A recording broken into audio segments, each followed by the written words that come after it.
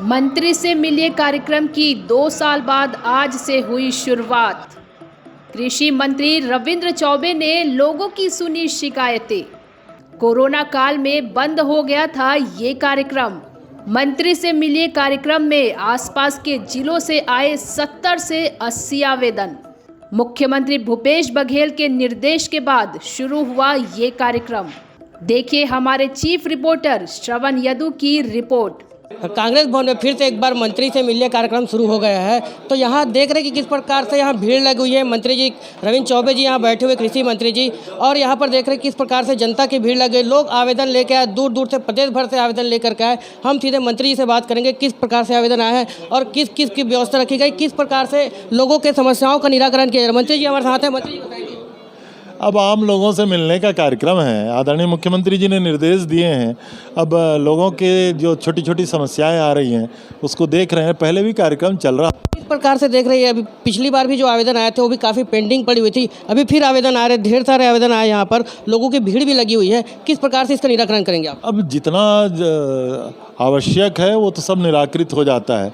कुछ आवेदन ऐसे होते हैं जिसका निराकरण हो ही नहीं सकता, तो उसको पेंडिंग नहीं कहते, उसको निरस्त माना जाता है। लेकिन लोग अपना एप्लीकेशन लेकर आ रहे हैं, उनकी सब सारी समस्याओं का निदान करने की हम कोशिश कर रहे हैं। जैसे कि एक राशन दुकान में घटिया क्वालिटीहीन चावल देने की भी बात सामने आ रही, जनता परेशान है। इसको लेकर के किस प्रकार से कलेक्टर से भी कई प्रकार शिकायत हुई है? अब ये आम लोगों की शिकायत अलग है और आपका प्रश्न अलग है। जिनकी शिकायत आएगी उस पर कार्रवाई होगी। तो ये हमारे साथ थे कृषि मंत्री रविंद्र चौबे जी। और कांग्रेस भवन में जिस प्रकार से व्यवस्था की गई है, लोगों के आवेदन भी पेंडिंग थे, उनके भी निराकरण की बात करें और जल्द ही जो नए आवेदन आए उनका भी निराकरण करने की बात करें। कैमरामैन लालचंद के साथ श्रवण यदु, News+21। कृषि मंत्री रविंद्र चौबे ने पत्रकारों से की चर्चा। 8 लाख मीट्रिक टन चावल लेने की सहमति दी थी, लेकिन दुर्भाग्य छत्तीसगढ़ के किसानों के साथ उन्होंने भेदभाव किया। हमने उनकी चिट्ठी को आधार मान करके 92 लाख मीट्रिक टन धान की खरीदी की, लेकिन केंद्र सरकार 24 लाख मीट्रिक टन चावल लेने के बाद लगभग चावल लेने से इनकार कर दिया था। उन्होंने कहा था क्रॉप न्यूट्रल करके आपको नया योजना बनाना पड़ेगा। हमारी राजीव गांधी किसान न्याय योजना को उन्होंने बोनस माना, इसलिए उन्होंने कहा कि पिछले साल हम आपका चावल नहीं ले सकते।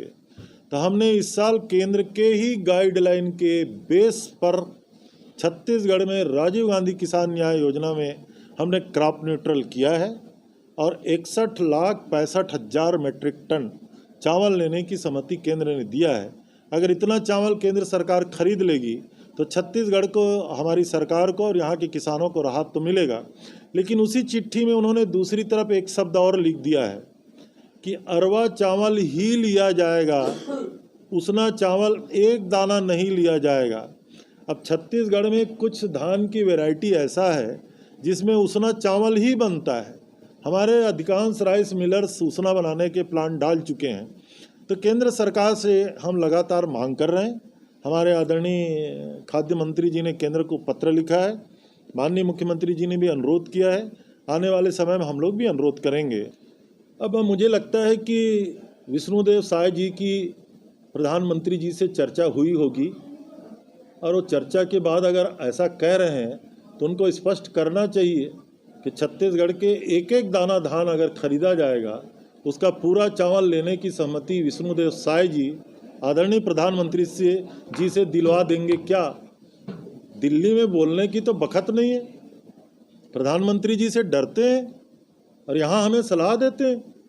अपने सलाह को अपने पास ही रखे। यहाँ के किसानों के लिए आदरणीय मुख्यमंत्री जी ने कहा है हम 1,05,00,000 मीट्रिक टन से भी ज़्यादा धान खरीदेंगे।